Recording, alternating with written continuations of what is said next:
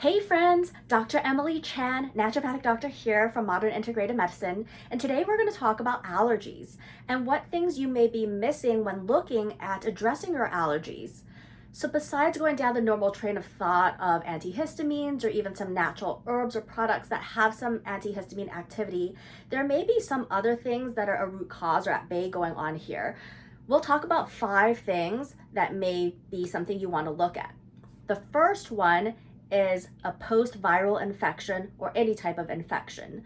So what happens is sometimes after an infection, the immune system becomes so activated to fight that infection that it starts going crazy and going after things that it should not, creating allergies or an autoimmune condition.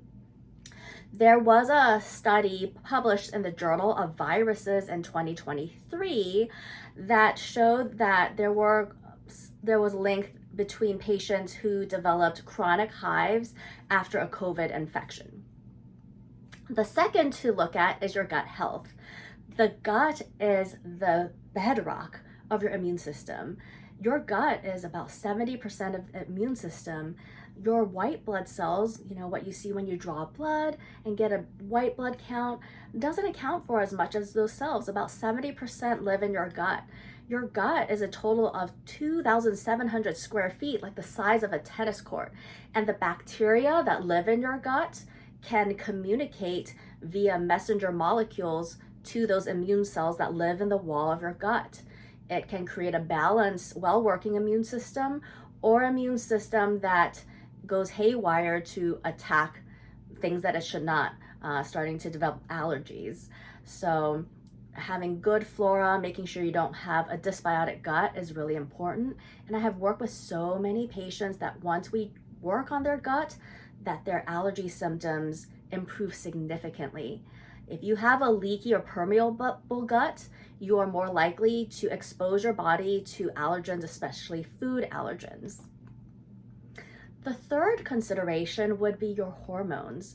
Some patients undergoing certain hormonal changes will start to have some issues with regards to allergies. So making sure your estrogens are not inflammatory, your progesterone's not depleted, things like that can also make a difference in the modulation of your nervous system and therefore also signaling to your immune system.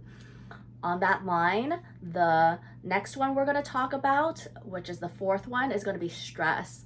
So stress, if you are overstimulated, producing too much cortisol, you're going to have more inflammatory molecules, and that inflammation can just make all of those allergy symptoms worse. Stress also is something that will stimulate your nervous system, more wired, more in sympathetic state. And when your nervous system is more wired, it is going to overactivate your immune system. You're more likely to have autoimmunity or allergies just because of that overstimulation. And then the fifth one we want to look at is toxins. So whether we all are exposed in our modern life, EMFs, chemicals, pesticides, heavy metals, all of that. And when our body's burden is really high with toxins and the liver's not functioning to rid our bodies of these things, as kind of that threshold builds up, your body cannot take much more and it starts to maybe react to the toxins, fight to try to get rid of the toxins, and it may inadvertently make you attack things that you shouldn't, such as allergens as well. So when I'm working with patients, I don't just give my allergy patients antihistamines or natural antihistamines, but we may look at some of the root causes of what's going on. So if that's something you want to delve into a little bit more, feel free to contact me. There's a link to my private practice that I'll list below. There's also a couple videos that I'll put links to explaining some of the mechanisms of action when thinking about allergies and how to approach them, as well as another video that talks about some natural herbs and nutrients that can be helpful for you to learn about as well. So check those out and do me a favor to support, click like and subscribe.